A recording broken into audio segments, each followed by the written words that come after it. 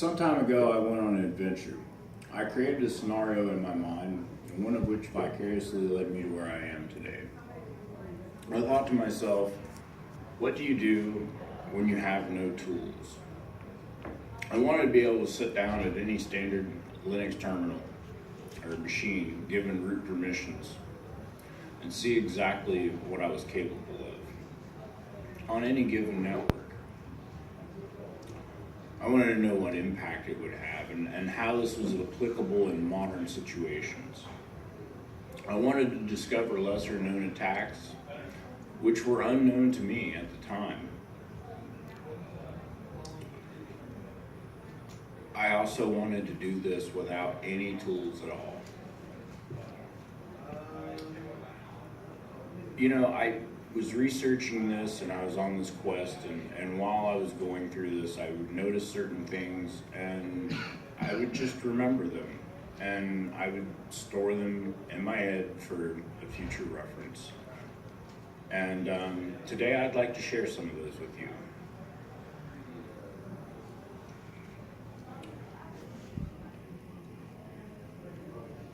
My name is Cameron Mares.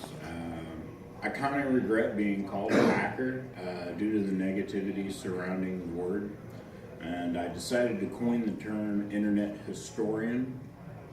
I am a penetration tester who performs web application, network, and social engineering assessments. On occasions, I do get some FISSEC, but that's rare.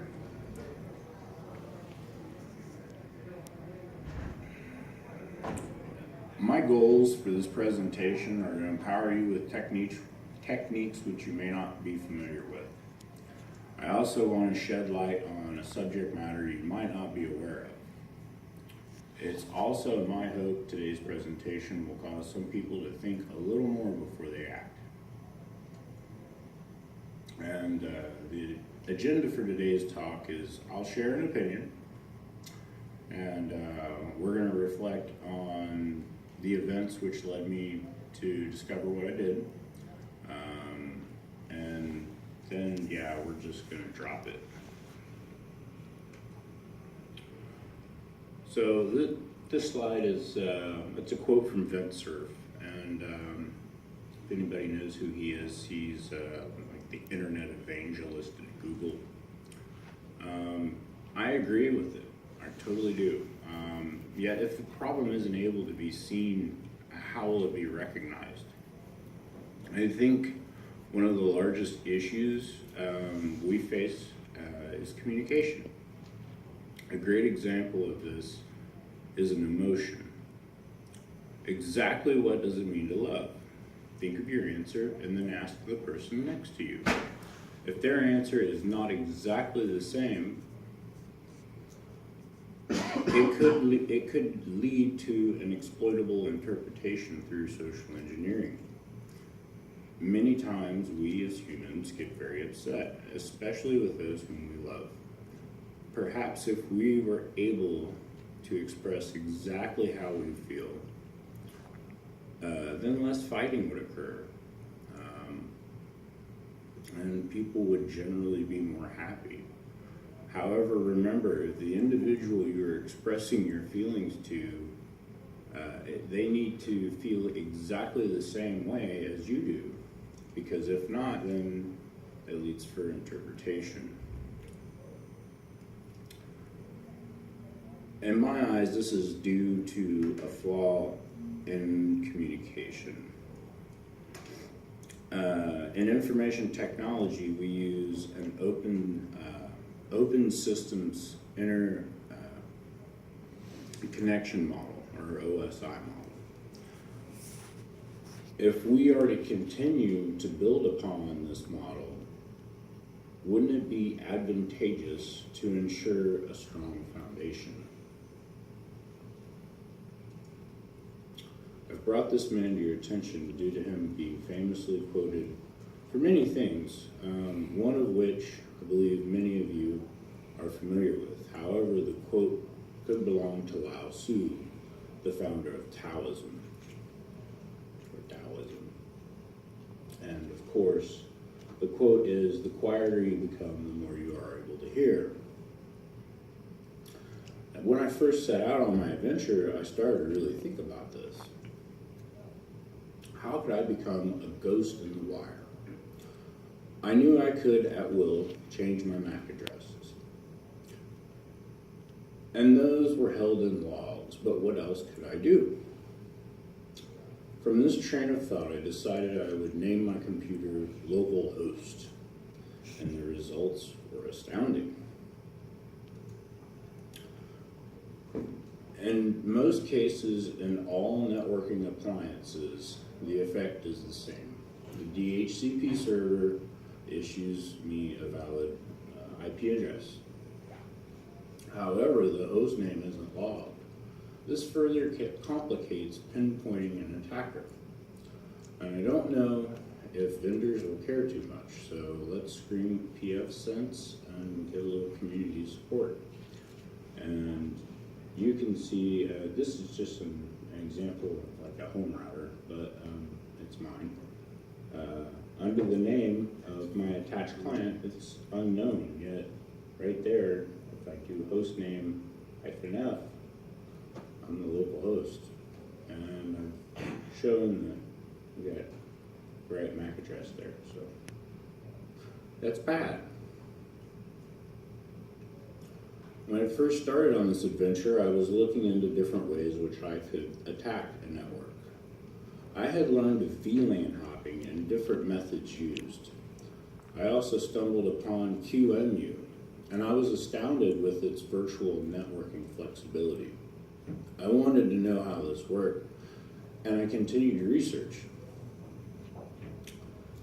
Soon I learned of libvirt, the heart of QEMU. But still, how did this work? Further research led me to the discovery of IPRoute2. IPRoute2 was added to Linux around kernel 2.2. This was about the year 2000.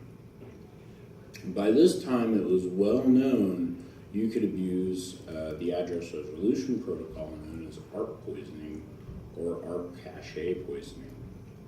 One such infamous tool is EtherCAT.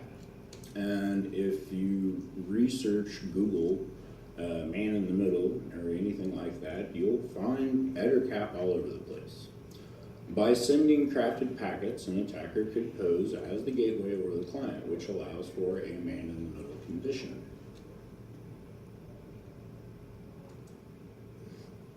Traditionally, this technique is useful to sniff in switched environments when ARP poisoning is not effective.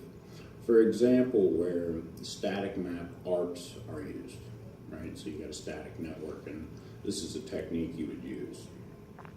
An attacker floods the LAN with ARP packets. The destination MAC address of each stealing packet is the same as the attacker's one. Other network interface cards on that network, they will not see it.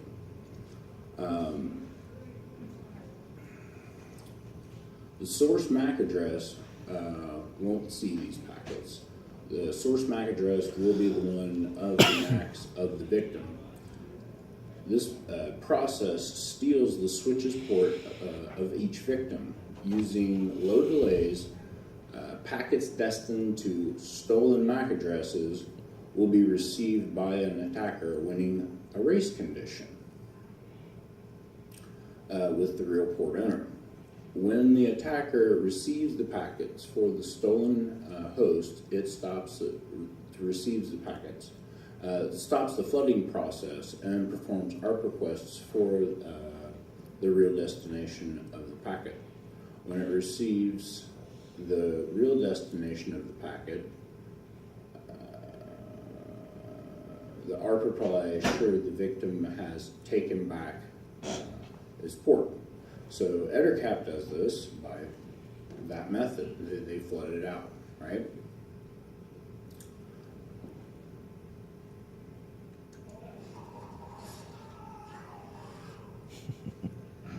EtherCAT mentioned earlier supposedly has this ability to do port stealing, but that's some pre-compiled Hacksaw tool. I wanted to be able to do this with just a terminal.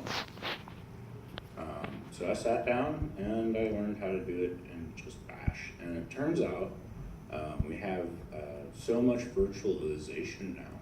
So you have this whole VX network and VX protocols, which are a big list of things. And they're all virtualized things that exist, right? So let's use them. Man in the middle, what is it? What does it mean? How does this thing happen? And how do I stop it? Man in the middle, if you search around a bit, will return some results regarding cryptography, such as SSL or secure socket layer. Introduce you to terms like ARP or address resolution protocol. And worst of all, they'll call it an attack.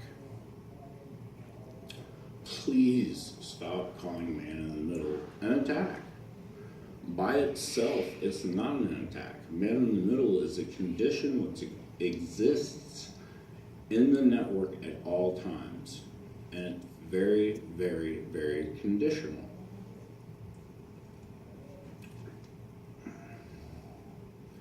Man in the middle is a vantage point, okay? At times, it can allow you to intercept traffic, which is not intended for you.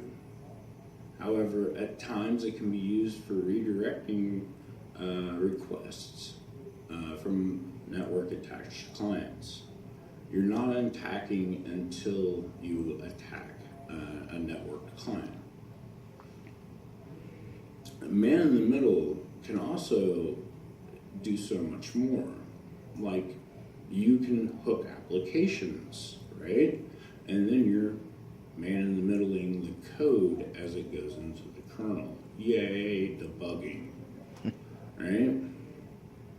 Man in the middle can also be helpful for reverse engineering protocols which may be unknown to you. This is why I say man in the middle by itself is not an attack. It doesn't have to be malicious. It can be used as a learning tool.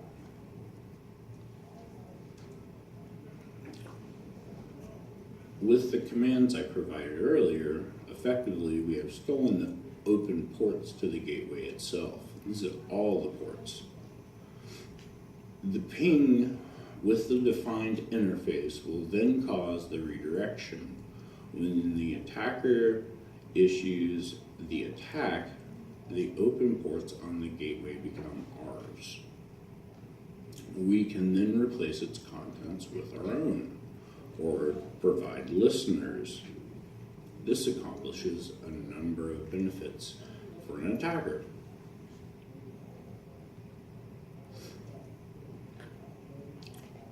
So, race conditions. If you see a DNS request off of the TAP interface, you then have a race condition, and you're probably going to beat them out and be able to replace their content. By having those open ports available, if anyone tries to administrate any changes on the machine, when they connect, their credentials are then harvested. You could perhaps act as the DHCP server and just release the entire network, right? It's the rogue DHCP server, yeah. So that's pretty bad.